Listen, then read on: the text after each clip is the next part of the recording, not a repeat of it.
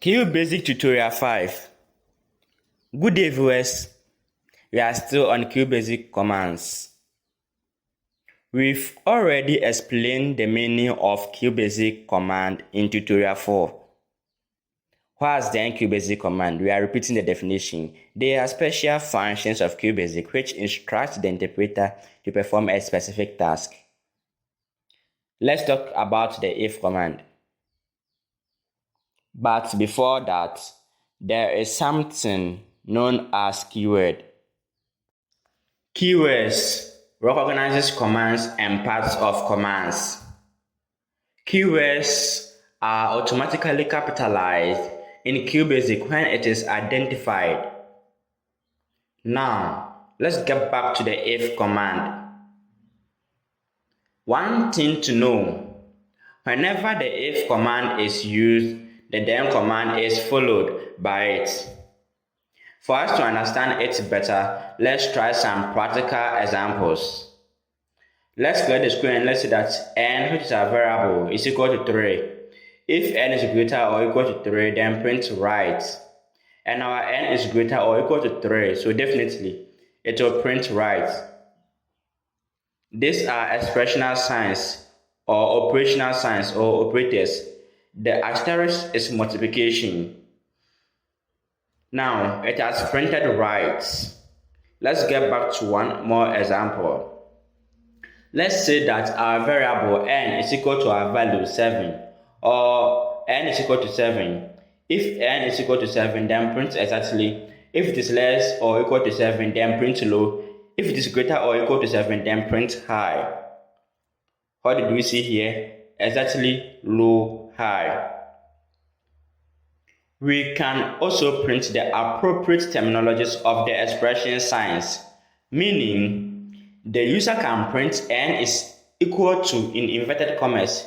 The operation sign is the equal to sign in the bracket. So we can print the appropriate terminology which is equal to into bracket or in inverted commas instead of exactly.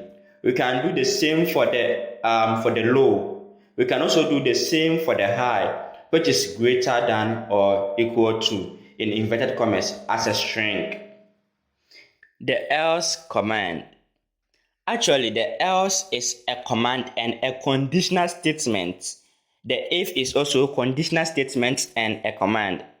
In every condition, we must make decision. Our decision must depend on expressions. The expressions can either be true or false expressions.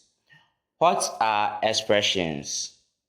We will briefly discuss it in this video, trying examples on the else statement, which in this case assume as a command. So let's clear our screen and let's say that s is equal to 4. If s is equal to 4, then print true, else print false. So that the if then else are having the same color, the prints are having the same color, the true or false are also having the same color to make it clear. Now s is equal to 4, so definitely it will print true. It can never be false. It can never be false. The end if command. Initially, the if and then command compares expressions by performing tasks on the expressions, as we've done some practical examples in this video. So if s is equal to 3, the s is equal to 3 are the expressions. So if it is equal to 3, then print good. The good is the end result of the comparison. So when we press the F5 key, we will see that it will display that end result of the comparison on the black screen. Further comparison can be done by using the else statement, which can indicate the validity of the statement being true or false, right or wrong, etc. Meaning, we can do more comparison not only with the if-then command, but also with the else statement. After the if and then command, the end if can be typed and it is encouraged to be on the next line. It allows the user to even have multiple commands after the if and then statement. Though there is another way of having multiple commands after the if and then command. After performing some practical examples of the end if, I'll review the other method. So let's say that n is equal to 7. If n is equal to 7, then input a string, print a string. And n is also equal to 7. So you have to input our string. We type Kofi. When we press on enter, Kofi will also repeat itself on the next line on the black screen. So this is Kofi, a string. That was the if then and if. Now, if then, else and if. We are bringing the else statements in. Let's clear our screen and let's see that n, which is our variable, is equal to the value 10. Our number is equal to 10. If n is equal to 4, then input let's say a string. But we know that our n is not equal to 4, so definitely we cannot input and print our a string. N is equal to 10, so 10 plus 10 is equal to 20 times 10, which is 200. And if, please, we remember that the end if was encouraged to be on the next line. So the end if. So we want to see the output to be 200. So print n plus n all into bracket times the asterisk is times 10, which is 200. Let's see our output. 200. This is the other way around, the other method that we can use, using the semicolon under the condition to avoid source code error. So let's use the semicolon and see. Our n is equal to 10. If n is equal to 4, then print a string, semicolon, print a string, else print n plus n times 10. So they are all on the same line, but we can only do that with the semicolon. Let's look at the output, 200. The same thing, there's no difference. The ELSEIF command. This is the combination of the else and the if command. The else and if command are not separated but merged together as one, which is else if. They are combined together. This command the user to perform a specific task. For the else, if the statement is true, the else is false and vice versa. For the else if, it performs another function, which depends only on a true statement. Make it a point. Only on a true statement. Some practical examples. We will test two statements to check the true statements. This is the first one. So n is equal to 8. If n is equal to 5, our n is not equal to 5, so it will not print this statement is true. Else if n is equal to 8, then print the only true statement.